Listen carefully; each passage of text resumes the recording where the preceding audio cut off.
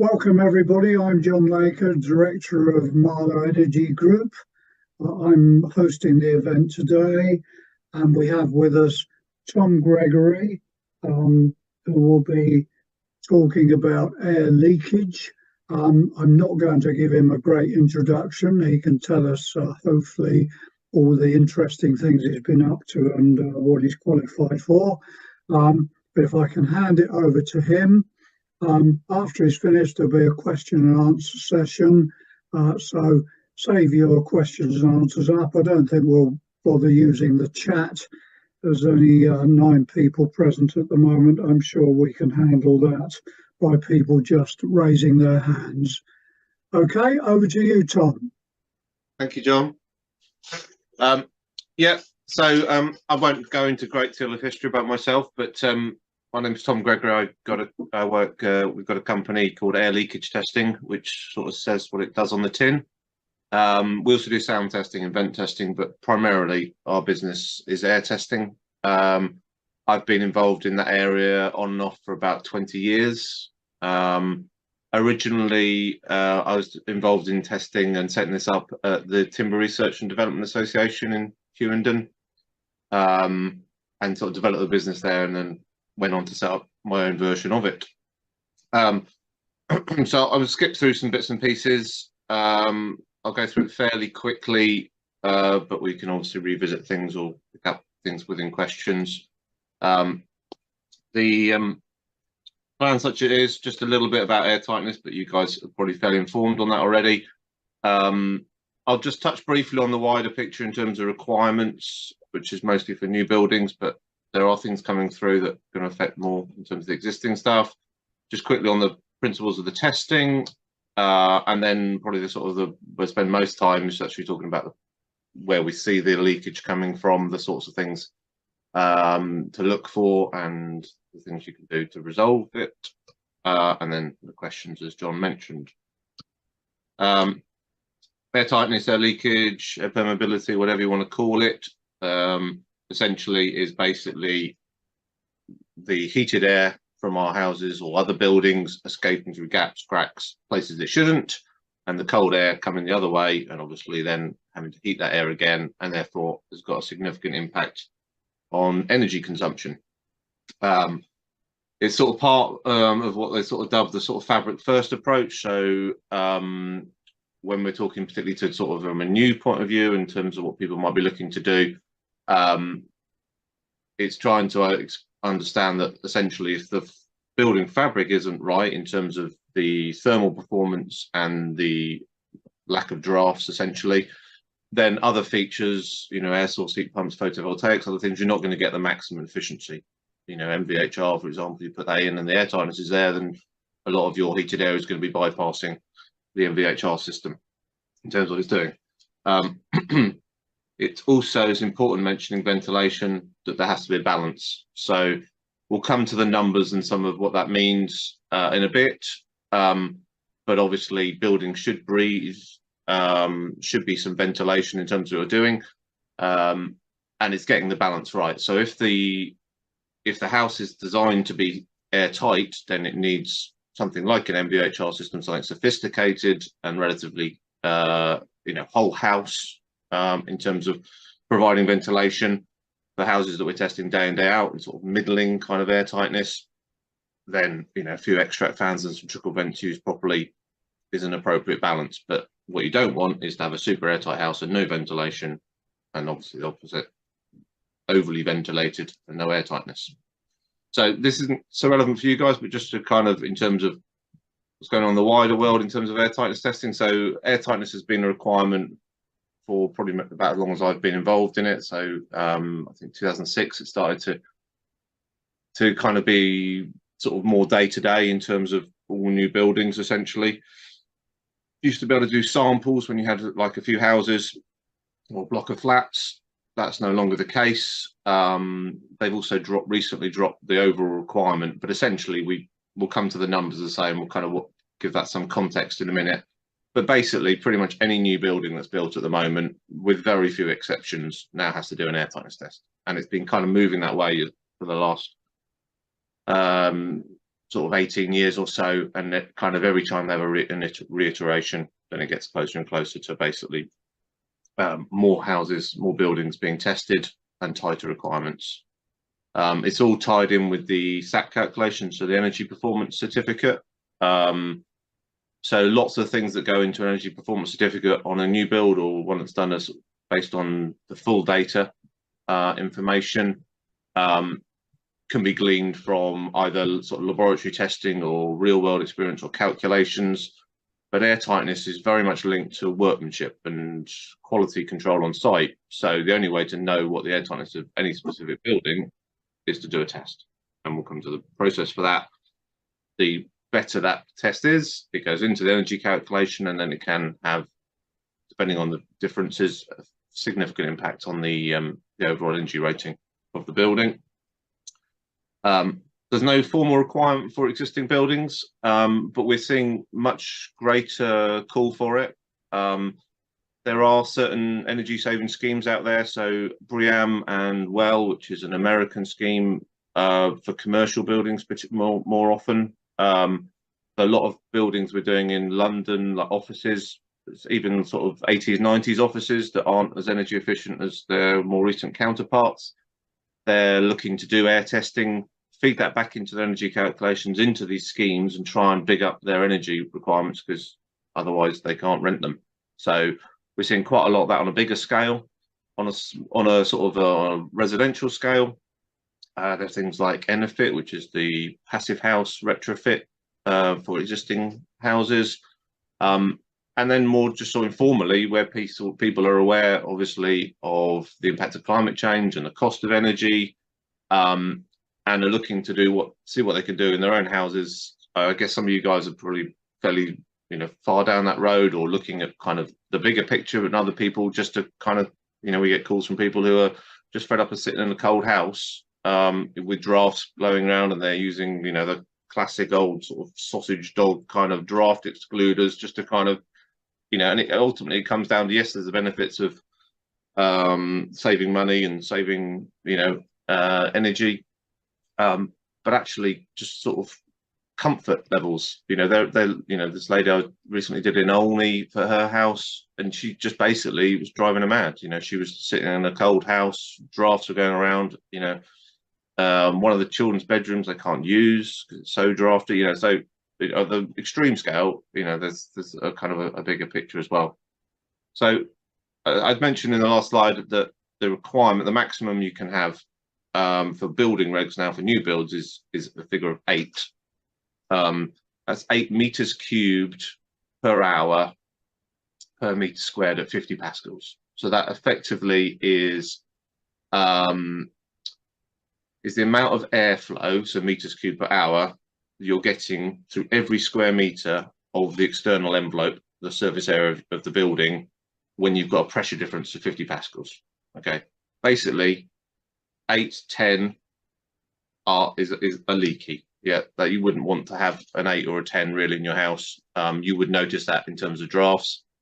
BRE produced a figure when this was first coming out, basically saying that a figure of 10 is equivalent to having a 20p size hole in every square meter of that external surface area of your building, your house, which is not ideal by any means.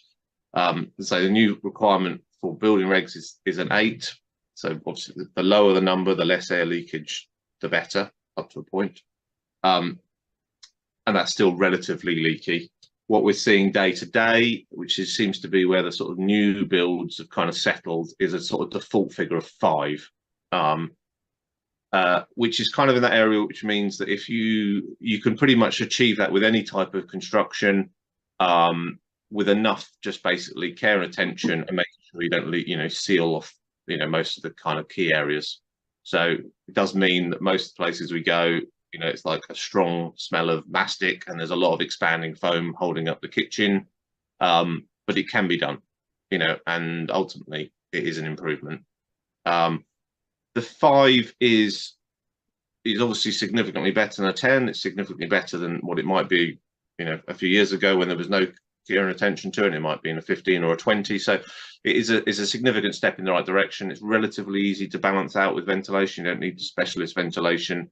It wasn't that long ago when, you know, people were still kind of, you know, well, people are going to suffocate, we're going to have carbon monoxide issues, the building's basically going to wither and die because we're achieving an air tightness of a 10, you know, even at a 5, you know, a few trickle vents, you know, extract fans where you expect them to be, balances the, you know, that sort of level of air tightness pretty comfortably in terms of what it's doing. We'll come back actually, and then we get right down to kind of the super duper properly airtight, these sort of passive houses and equivalent. So the requirement for passive house for new builds is 0.6 air changes. So depending on the proportions of the house, that's almost always going to be under a 1 in terms of the air permeability, the meters cubed per hour per meter squared, and that is seriously tight. So when we are doing sort of passive house or NFIT, which we've got a few on the go at the moment, you're getting to the point where you're doing preliminary tests early on. So when you're kind of trying to seal the building off at sort of first principles, and then literally when we're doing that, we're kind of blowing smoke and moving things around, and they're going and they're taping every little gap. They're using the air permeability, purple paints and various grommets and special products and things to seal every little bit and piece. Because of that level, as I say, it's close to, you know, is really as achievable and measurable, close to airtight as you can get. And as I say, part of that program is obviously getting the proper ventilation. You know, you would not want to be that airtight and just have a few trickle vents open. You know, it has to be balanced against that. So the other kind of end of the scale, for kind of depending on where it is. So for reduced data SAP, which would be what you sort of do when you're if you're selling or renting a house for a normal basis, it's not kind of at the forefront, but in the background of those numbers, they're sort of assuming an air permeability of sort of 20, 25. In the new regs for new builds, if you can come up with circumstances that you can assume a value, then it's 15, which basically is very leaky. We'll come back to some of that again in a bit when we talk about some of the things that's happening. It's by no means the bulk of our business. You know, most of what we do is new builds, all sorts of different types of buildings, but there's an increasing interest, you know, in terms of web inquiries. You know, we get, you know, a couple a week, so not massive numbers, maybe 10 a month or something, from people, homeowners who want to look at air tightness and try and improve it. We've tested a range of houses, so, you know, 30s semis to 60s detached and all sorts of things in between, varying kind of initial scores. Actually, I know don't want to sort of kind of broad brush it too much because we've got a fairly small kind of pool of information, but we've seen surprisingly good results with, should we say, more traditional build, where we've kind of got, which is more challenging in terms of other things like insulation, but like solid masonry construction. So, you know, solid brick walls, plastered. I mean, essentially, it's simplicity is part of the thing. You know, effectively, you put a relatively impermeable layer directly over a porous layer, and there's not much else to kind of worry about. It's quite simple in terms of that. Relatively few services coming in and out. Whereas, say you test a 70s, early 80s houses where they maybe were starting to kind of not experiment, but the fairly early days in terms of dry lining going on from that, they actually tend to be quite bad.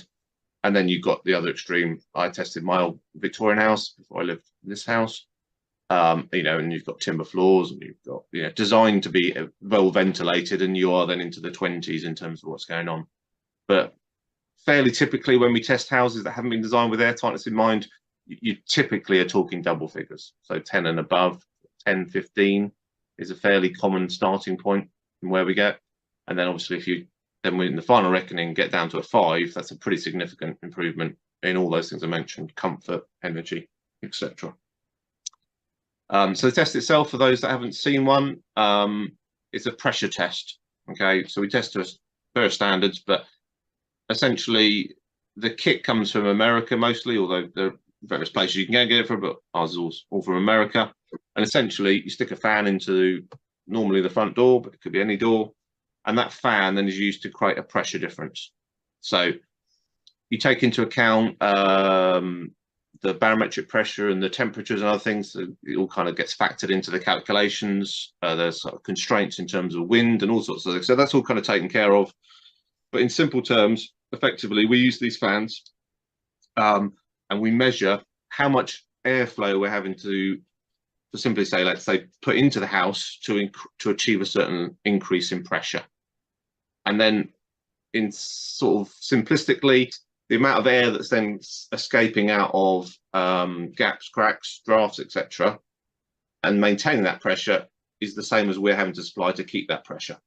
So by measuring the amount of airflow we're putting in, it becomes a measure of the airflow that's going out, and that's basically then divided by the size of the house. So for air permeability, it's the surface area or the envelope area, and for passive house sort of air changes, it's the volume. It tends to come to a similar number on houses. And as I say, the final number from an air tightness point of view, from a building regs point of view, is meters cubed per hour per meter squared at 50 pascals.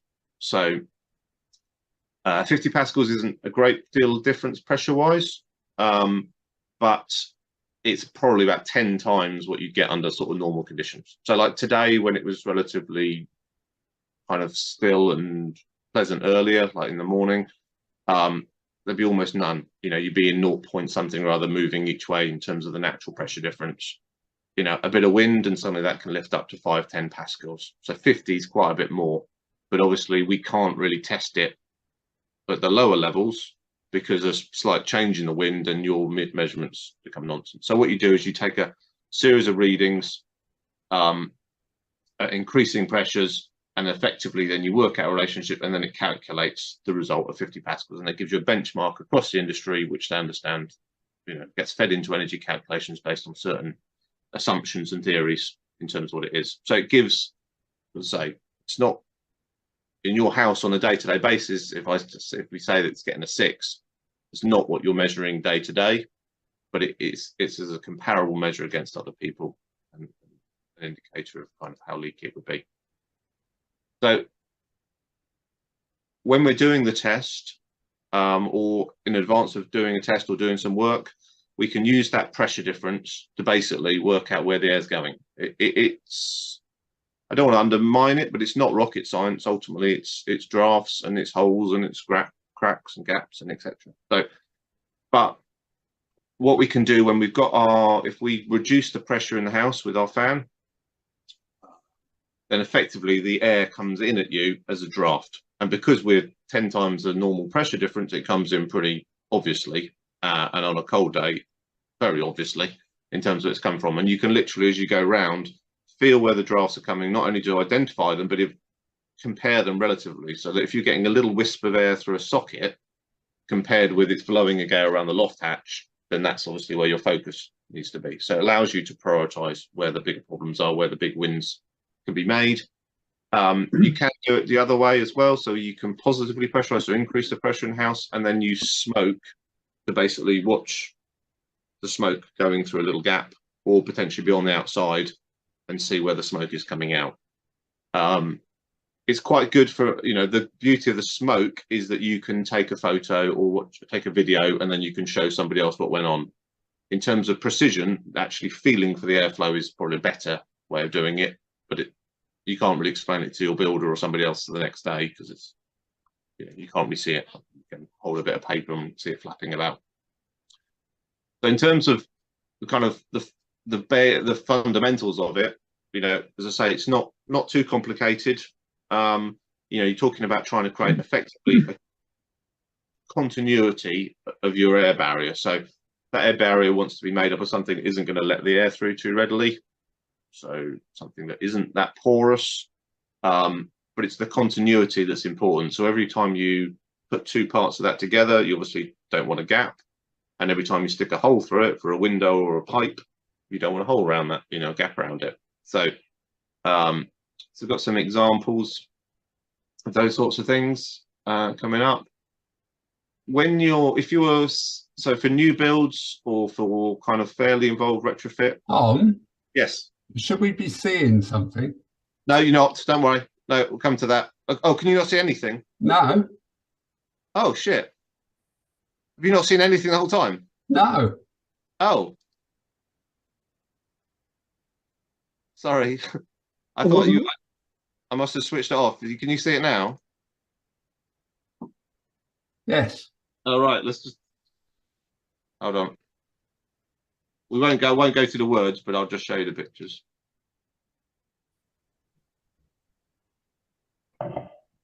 Well, before you do that, can I just ask, what's the difference between a bar and a Pascal? They're different scales for the same things. So it's pressure. Don't hold me to this, but I think 1,000 pascals is a bar. Right. Is it? I can't remember. I'd have to check on that. But they are basically, a bar is a higher measure. So pascals is quite a small. A single pascal is a small measure of pressure essentially. So we're not talking big numbers in terms of that. So I'm trying to think what barometric pressures would be in bar. So in like the barometric pressure, so atmospheric pressure in pascals is basically about 100,000 pascals. I don't know what the atmospheric pressure would be in bar. About thousands, I think. There we go then. So it's maybe 100 pascals is a bar. Okay, right, thank you.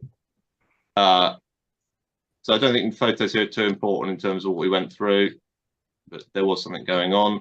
So I'll send the slides to John as well, so you can have a PDF or a version of that in terms of the notes. So yes, this is more important. So where I was talking about the fans, that's what the setup looks like. So you've got an expanding frame that you'd fit into the front door, push the fan into it, and then you hook up various tubes and gauges and everything else to kind of then run the test. And that's how we kind of measure it and then basically calculate the final result of 50 pascals. So if you're looking at a new build or like a fairly significant retrofit, it's important to understand where your air barrier is going to be. So on new builds, there's a process they go through, kind of redlining, and they're kind of trying to trace it through and make sure in terms of achieving that continuity in terms of where it is. Obviously, in that, you want that barrier to be made up of impermeable materials. So blockwork, brickwork, etc. has got a degree of porosity. It's not going to pour through at the level, you know, at kind of if the building's doesn't need to be that airtight. But by painting it or parging it, or ideally even plastering it rather than using plasterboard, you can seal those things off. Mineral wool, so when people try and push mineral wool into things to sort of seal it off, it won't achieve air tightness. It's better than nothing. But in terms of materials, it's going to be things like specific membranes, plasterboard, plaster,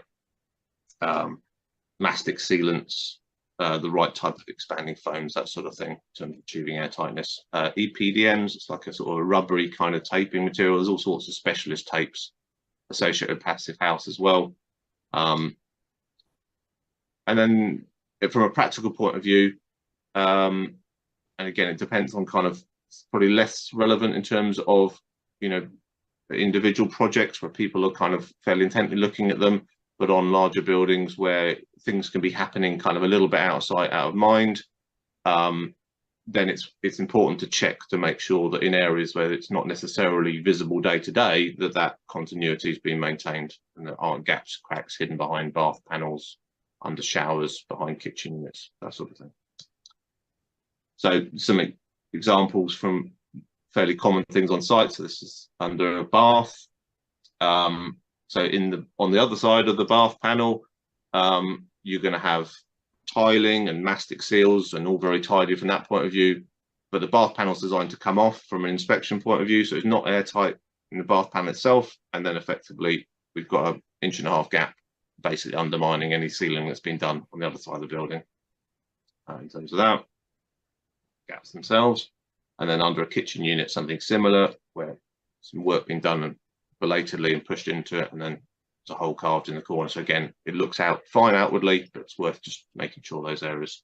And they're the sorts of things that turn up quite readily on existing buildings as well when we're doing the test.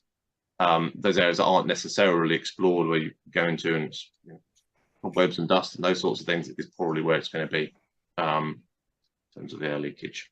So in terms of the building getting put together, or kind of working out where the junctions and joins are, these are going to be actually probably the biggest leakage paths, the most significant. So give that some context. What we're seeing day to day in terms of new builds, our most common construction is sort of traditional, so blockwork and brick with dry line plasterboard. And what that creates is sort of the dry lining, where it's dot and dab. So it's basically dabs of plaster and stuck on, and there's not a continuous ribbon of plaster sort of sealing it in. Then the air can actually get in underneath the skirting behind that plasterboard and then find its way out either through the loft or through holes in the blockwork that might be a bit bigger than what you can see on the inside. And that might mean in a house, could be the difference between sort of a 7 and 8 or kind of a 4 and a 5, because you've got that little gap over 2 or 3 floors, basically creating a significant amount of leakage. Some fairly more extreme examples where kind of fairly obvious in terms of that. Carpets going down can help, but won't actually stop it. And what we'll see sometimes is actually the air just under pressure, the carpet actually just floating. It lifts the whole carpet up, it gets under the carpet and lifts the whole carpet up. And then obviously where we stick holes in it, there's the potential for there to be air leakage. So not just less likely through doors and windows, not new ones at least, they're pretty good from an air tightness point of view. They'd be tested in a laboratory for their weather tightness. It's in the installation. So where basically they may be put in and there's gaps around the doors and windows underneath. And again, there might be a vinyl or a carpet go up to this, but that's not going to necessarily seal it, although it might again disguise where the leakage is. Sliding doors can potentially create, so pocket doors quite often will leak as well. There are ways and means of doing it, and there's some products I think will claim to do that, but generally it again allows the air to kind of get out of sight, beyond control a little bit, and then it will worm its way through and find its way out in some way or other. Again, most of it's just workmanship issues. Loft hatches, whether it's around where it opens or around the frame itself, common problems, and obviously pretty direct path into an unheated space. So, and also quite a noticeable draft in terms of comfort as well. Eaves cupboards, exactly the same, can be a real problem, can be quite a significant leakage path in a lot of houses. Quite often when we're doing a test, if there are loft eaves cupboards, they're going to be one of the main areas, unless the cupboard within the cupboard is actually fully boarded and sealed as part of the air barrier. If it's literally just loft space, then again that's going to be prone to it. Again, draft strips or something like that, on a loft hatch or an eaves cupboard, could make a significant difference without hopefully making it difficult to open. And then obviously everywhere you put a hole through, so soil pipes behind toilets, even the MVHR ducting, that should be is a positive overall in terms of energy consumption, but if it's poorly fitted, then again it allows the air to escape potentially. Boiler flues, similar things, again, things like this where you've got the sort of the cowl, will hide that hole, but it won't stop the air coming through. So that cowl will go on, but ultimately in terms of the air leakage, it will still just kind of move around that and be noticeable. Behind things, awkward areas, is behind a pedestal in a bathroom, so a pedestal for a sink. So not only the leakage through the hole here, but actually this gap here is effectively just going straight out, and there's no barrier here that's allowing the air to then get up behind the tiles, behind the plasterboard, and get away. So you've got a big opening there. Under a boiler, things again similar behind the bath panel.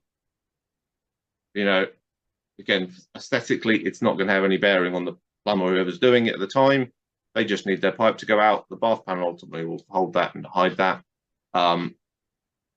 but it obviously is going to cause a problem from an air tightness point of view. Under a kitchen, similar.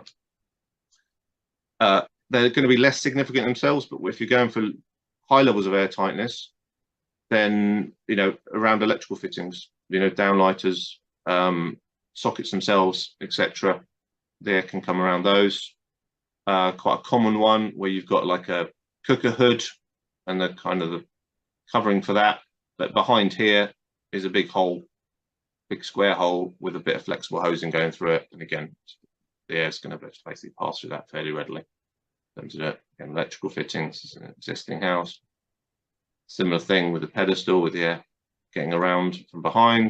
It's under a kitchen unit. It's a fairly extreme example in this case, but the water pipe isn't just never been kind of sealed back off again in terms of leakage going through there. So things like that where you've got, you know, again, depends on the levels you're going to or what you might be thinking about.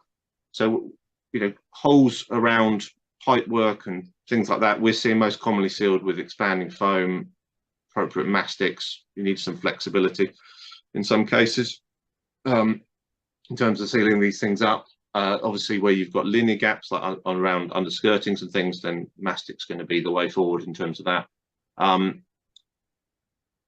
If you're looking to kind of more significant kind of levels of things, then introducing the more specialist membranes using kind of passive house kind of certified tapes and things can bring the levels down very high. We did a recent job in Oxford, which was a 30 semi, and he achieved 0.6 air changes on his part of his sort of retrofit in terms of doing that. But he was obsessive. You know, really to get to that level. You know, he's thinking and sitting there night after night. He's not watching TV. He's looking around the room for where he can put his next grommet or stretcher tape or whatever he's doing. It is difficult to achieve, but you know, improvements are going to can still be significant. As I say, if the starting point was a 15, then to get to a 5 is big. Getting an extra 2 or 3 out of that, you know, is beneficial, but it's diminishing returns up to a point. You know, the effort you'd have to go from a 5 in an existing house to get to a 2.5, you know, it's going to be a lot of work, a lot more expense relatively if you're starting from a fairly easy position. Then that's where the biggest win's going to be made.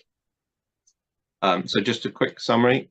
So air tightness is potentially a relatively easy win, you know, and it can have a significant impact, not only just in terms of comfort, but if you were looking to kind of use that to kind of work with that number and other things that you were doing, and then have a full data SAP calculation done, then it can again have a significant impact within the SAP calculation in terms of numbers and potential energy ratings, the kind of future value. But it needs to be done in consideration with insulation. From an actual point of view, there's no point having a nice airtight house, but basically the thermal transmittance through the wall and through the windows is very high, or vice versa. You can undermine any insulation gains you have if there's lots of gaps and cracks. It basically just lets the air bypass any insulation upgrades you've made, and then that should allow you then sort of as the kind of the other factors to really maximize the benefit of heat pumps and photovoltaics and other energy efficiency measures that you might want to introduce. So what we've done for various people of late is, for those that are looking to make changes anyway, they might be as part of doing other works, whether that's energy related or just kind of more kind of improvement works generally. It gives an opportunity to kind of do an air test before that, identify where the drafts are coming from, what the degree of leakages in different areas, what things can be done about it, then factor that into the work that's being done, and then potentially, if you want to then quantify that, do an air test at the end as well. And that's the way I would advocate. There are certain easy things, and if you've literally have got a drafty door, then you can just replace a door. It's more of that. But if you're going to do work and you want to maximize improvements in air tightness, you're having insulation put in, you're doing other aspects, rewiring the house, doing other things that would kind of be fairly disruptive, then it gives an opportunity when you've got that to get this done as well. Understand exactly what it is, where the focus should be. As I say, when we do the air testing and the diagnostics, we can point towards, right, you really want to sort the loft hatch out and not worry about this and that, save your money, focus on that, do what you want to do. And then let's say we can do some quantitative, we can do some testing on the day to try and quantify that by temporarily sealing things or closing off areas and going, well, you've got 5 leaking through your bathroom, so you'd go from a 13 to an 8. You've got another 4 going through the kitchen, so if you can address the areas there, then that's going to be a significant improvement. And then you can piecemeal do the other bits, as and when there's an opportunity to put a bit of mastic down or something. And as I say, then potentially you can then use that final air tightness result, if you did one, to then put into a full data SAP, to then not only understand it, but then from a ongoing point of view, if it's renting or selling, then that would then be taken into account going forward. Okay, apologies for no slides early on, but hopefully that made some sense. And that's me. Thank you very much, Tom. If No you problem. can stop screen sharing, we can hopefully see a few people and take a few questions. Who has a question? Yes, please, John and Tom. Roughly, how much would it cost, Tom? For an air test, so air test, we typically are looking at sort of £200–250 plus VAT, so around £300 essentially. That would include so that's the initial test, which would include the diagnostics, and then there's a short report with photos and things basically detailing that. So what we find, again, it's horses for courses, but some people, the most recent ones we've done, they're sort of working through the house, doing things on an ongoing basis, not doing the whole house in one hit. So to have a report listing things, they can kind of put, some of it to bed on the back burner, do the bits they work on at the moment, and then revisit it. So for £300, assume it's not an absolute massive house, that would cover it. If you then wanted us to come back and do the other test, that would probably be about half that, because essentially that's just doing a quick test and giving a result and confirming, hopefully, the fruit of your labours, essentially. About £300 for test and diagnostics. Okay, right, thanks. No problem. Okay, next question, please. No, Edward here. Just quick question for you, if I may. So how are you supposed to seal up all that stuff around big pipes and things? I've never found a way that really works and looks neat. It's really difficult for some of that difficult stuff to find something that molds and also seals. Yeah, I think you're right. It's the neatness which is difficult. So a lot of the ones I showed are not on display, if that makes sense. So like behind a camera, and so it's hard to come up with an alternative, in terms of those solutions, in terms of trying to access the area where you've got something you can do fairly quickly and easily. So expanding foam is probably quite a good solution. As you say, that isn't a very neat solution. So if that's some of those where we had the boiler flue, if that's visible, if that isn't tucked away into behind something and it's like a boxing in area around it, then what we tend to see is somebody actually, they use the expanding foam, fill up the big gaps, so they kind of, so that's going through the full depth of the block or whatever, get as much expanding foam as possible, let it go off, and then they could basically saw it off to flatten it, and then basically it gets filled like literally with sort of filler, and then the final paint on it to kind of give an aesthetic thing. But it's I have to be honest, going on site it's pretty ugly in terms of what's going on.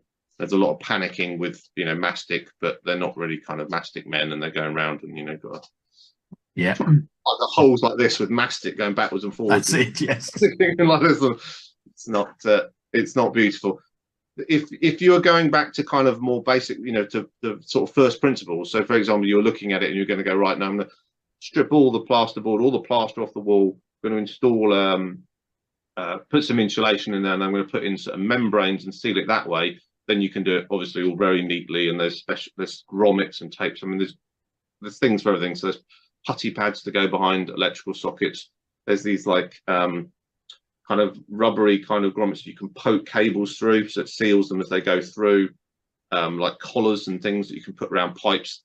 If you can think of it, the Germans will have made some version of it for a lot of money that you can get. and do it. And then of course you then hide all that behind kind of some plasterboard or a final finish, or however you want to line the internal of your house, clad it or whatever, in terms of doing it. But you're right, it's difficult to get the easy win without, you know, and make it pretty. The soil pipes are classic, aren't they? They just, they're nice square hole, shove a big soil pipe through it. Exactly right. Yeah, yeah, which I fully understand. But as I say when we're doing the new ones, it's one of the most noticeable ones, without kind of getting too kind of unpleasant about it. It's the one where people are going to be sitting there on a cold morning with the trousers around their ankles, and they're going to be with a draft coming up there from the rear, shall we say, you know, fairly ready. And that's the one that, you know, again, from a comfort point of view, or for it is a very noticeable one. And so yeah, if you can, as I in terms of that, what we, you know, if you had that situation, you had the boxing and it was open at the end and it was too complicated carpentry wise to seal it, it's going to be better if you could push a mineral wool up there. It's going to be better than nothing. It's just not going to make it airtight, if that makes sense, because it's designed to breathe and let the air pass through and sort of trap the moisture within. Yeah, I was wondering about mineral wool and just sort of sealing it all, putting some hair spray on it or something. Or yeah, true. But yeah, exactly. Or what we see sometimes is you kind of put that in and then sort of a more mastic or foam to kind of, that makes sense. But the mineral was giving some substance to kind of sit upon in terms of doing it.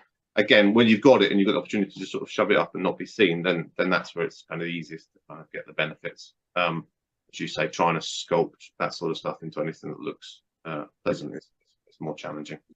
And suspended floors seem to be an issue as well. You know, tongue and groove must be a big leaky thing, and a big leaky thing around the outside where the skirting. Yes, absolutely. Yeah, no, and to be honest, on different levels, even today where I was in new flats, ceiling voids, raised access floors, things, again, it's like the bath panel on an extreme kind of basis where you've got suspended ceilings, other things that effectively allow you to have what looks like a good, you know, aesthetic finish, but allows everybody else to kind of make a complete mess and leave big holes underneath.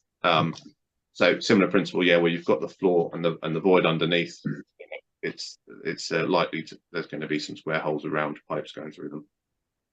Interesting. Can I ask you about? Oh, sorry.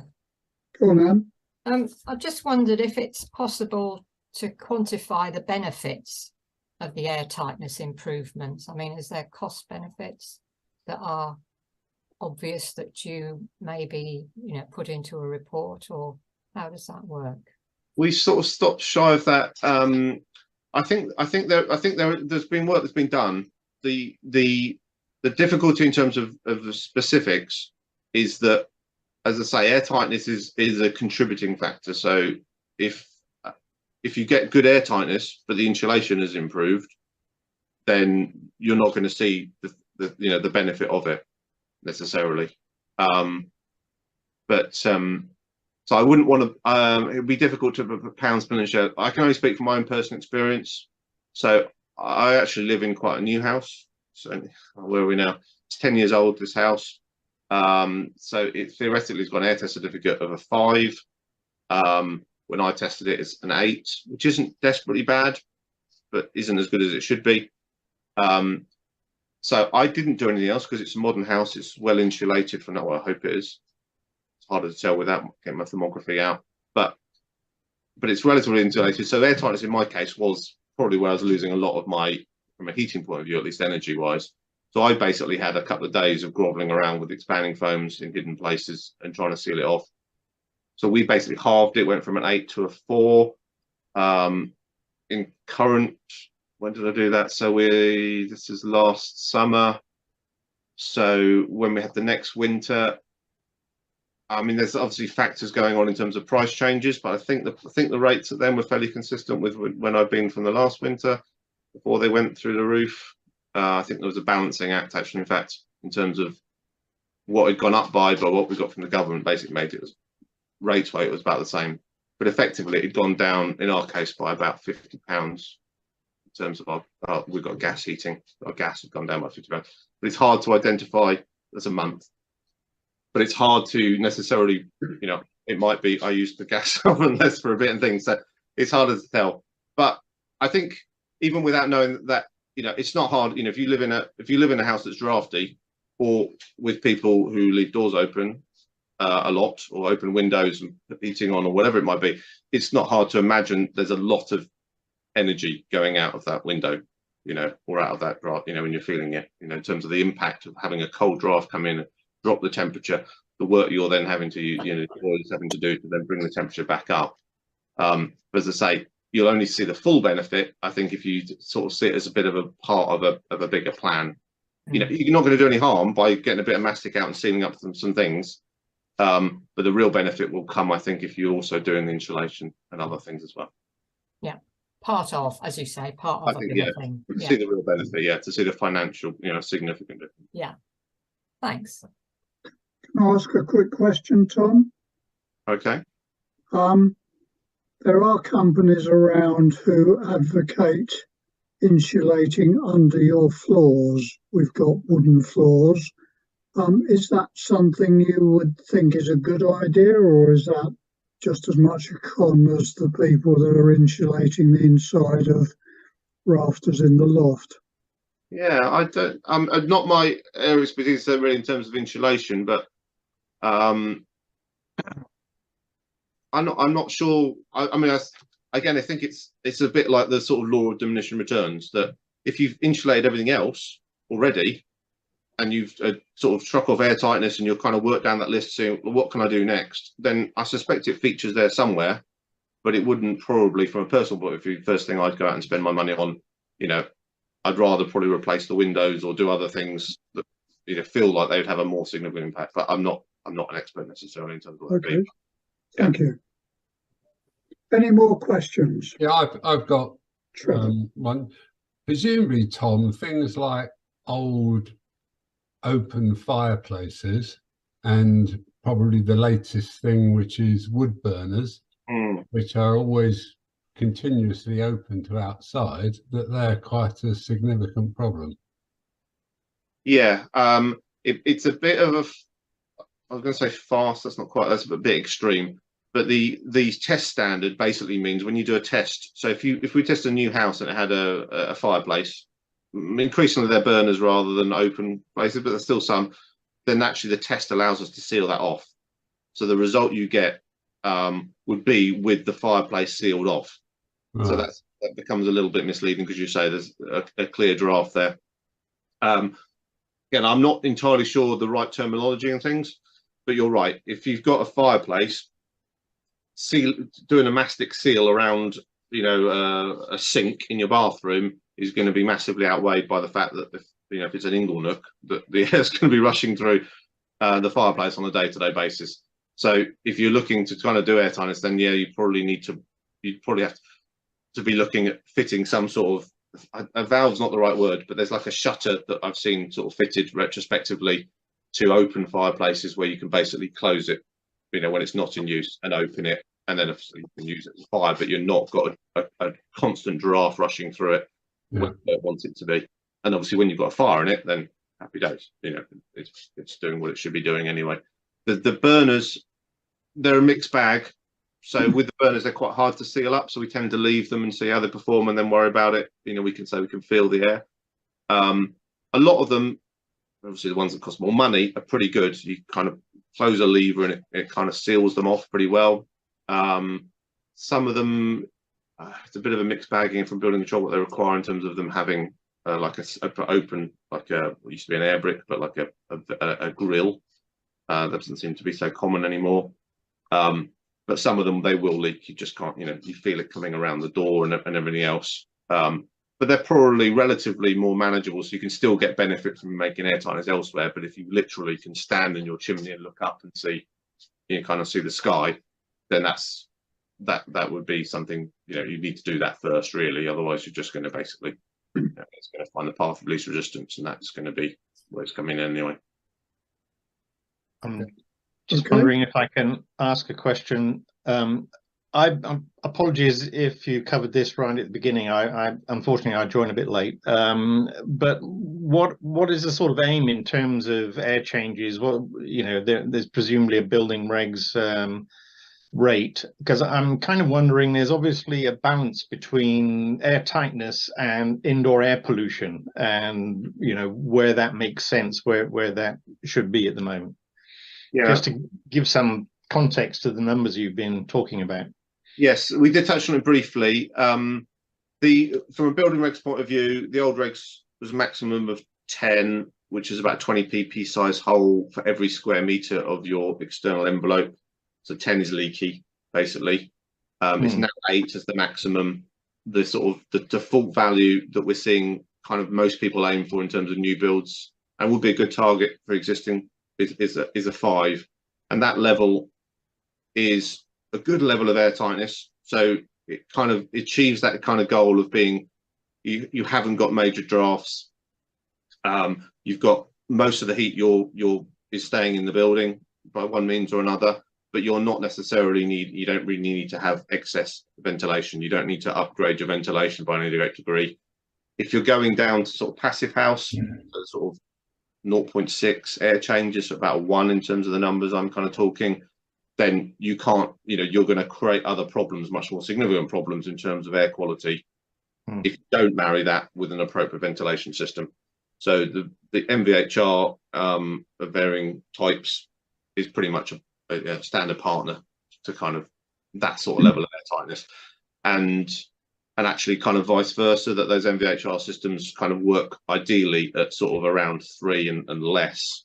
So if you put MVHR in a sort of an energy saving things and your air tightness is still at 15, then you're not going to see the benefit of it kind of from the other point of view. Okay. But I think, as I say, I think if you've got if you're testing your house currently, and it's you'll know yourself in terms of whether whether it's drafty. If it feels drafty, it probably is. So it might be sort of 13, 15. It should be relatively easy to get it to a 5, and a 5 would be comparable with a new build house in terms of air tightness, and then other things that you can then put onto that could then make it a relatively energy efficient property. Okay, thanks. Okay, I think we've got time for just one more question before we run out of time. Richard has put his hand up. Can I ask, how do you actually identify where the leaks are? You go into a house. What I saw is you put a barrier on the front door and change the pressure. How then do you actually work out where the leaky points or airflow points are? You can actually literally just feel them. So by reducing the pressure, so basically by sucking air out of the fan, it reduces the pressure. So then we've got, say, 50, 60 pascals of pressure difference lower in the house, and then the air gets effectively drawn in as drafts. And because we've got our pressure differences 10, 15 times what it would be normally, those drafts are pretty evident. So you could go, let's say it was the bathroom, literally just close the bath. So the fans are running, the pressure's low, you can close the bathroom door, and immediately, even without probably bending over, if you don't have your shoes on, but you can feel the air around the door and go, right, there's a lot coming from the bathroom. You can literally, it's rushing under the door. So then you can go into the bathroom, having know that's an area where there's a problem, and then you literally are feeling around. And if it's harder to find, your eyes are the most sensitive to that sort of stuff. But generally, the levels we're talking about, it's hard to sort of describe until you actually feel it. And most people, the first thing they say is like, I didn't think it would be that much. Do you know what I mean? And literally, the bathroom door, if there's a good amount of leakage, first of all, you probably find it quite hard to then open the door, because the air will be kind of pushing against you, and then literally go up to near to the toilet, and if there's a gap there, it'll be blowing through.